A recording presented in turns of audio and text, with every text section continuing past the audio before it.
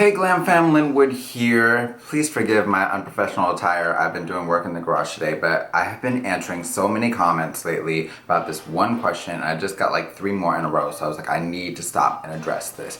Today we're going to be talking about how to moisturize your baby's hair, because I have so many people that are constantly telling me their baby's hair is really dry, it's breaking, it's brittle. A lot of things that we do for our babies are very simple mistakes that I think can be changed to be able to alter that baby's hair texture and soften it up a bit for you, so you're not having issues with static and with dryness and with breakage like you would be in other instances. So I want to give you guys some simple techniques and tips to help you out. My very first tip is, if you can shampoo that baby's hair without getting shampoo in their eyes, don't use baby shampoo. The reason why is because baby shampoo is formulated for the eyes. It's not formulated for the hair, which means the hair is naturally acidic. It is in a 4.5 to 5.5 range on the pH scale.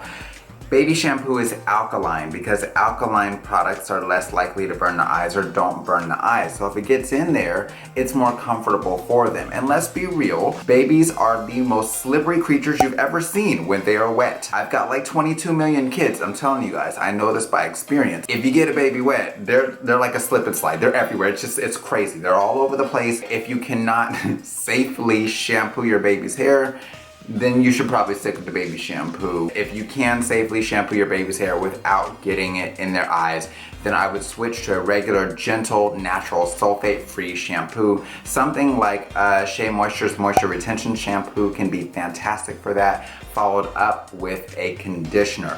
I see a lot of parents that are not using conditioner on their baby's hair. Start. A lot of times you have to keep in mind, when you are shampooing, it's taking moisture out, it's taking natural oils out, it's taking all those things out. In the same way that you moisturize their skin after they come out of the bath, you need to moisturize their hair in the same fashion that you would yours. So utilize a conditioner in their hair. I do like the restorative conditioner from Shea Moisture just because it doubles as a leave-in, so you can put a very small amount in there and leave it in, or you can put it in, rinse it out, and then just add a little bit more as a detangler afterwards. You'll find that that helps out quite a bit as well. If your baby has naturally coily, curly, or kinky hair, you'll find that they're very prone to that hair coming out on the sides and the back. The reason why you see this is because of friction, and usually because of the fact that those fabrics of hair are going to be a little bit more prone to dryness anyway. Combine that with the fact that a baby's hair is incredibly fine, you're gonna have a formula for breakage and for that hair coming out. Trust me, we had the same issue with our oldest daughter, Alexzandria. What we ended up having to do is going ahead and finding squares of satin, which you can go by your local craft store, Walmart, anywhere that sells fabric really, and get like a little 1 yard, if not half a yard of satin fabric, and just sew it right behind their head in the car seat. Especially if you have one of those little ones where when they get tired, they're doing one of these numbers with their head.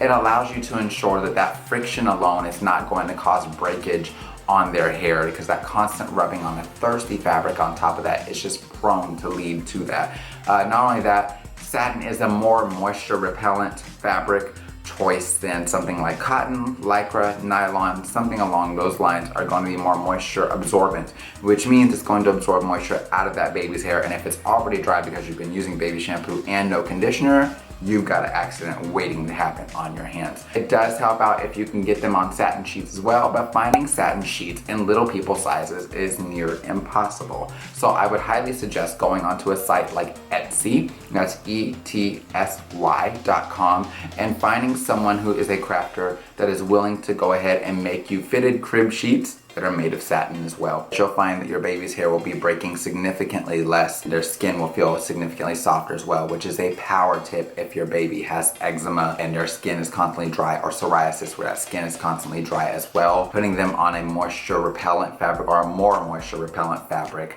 is going to be better for that hair and that skin as well. I hope that these tips have been beneficial for you, and if you have additional questions for me, please leave them in the comment box down below. Again, I apologize for having all of this out. I hope that the information was enough to make this video seem professional for you and not have you distracted by the fact that if the wind blows just right, you could probably see my nipples.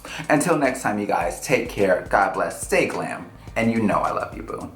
Bye. Don't forget to check out these videos here, and if you'd like to subscribe, you can do so by clicking the button right down here. I'll see you next time, you guys. Bye.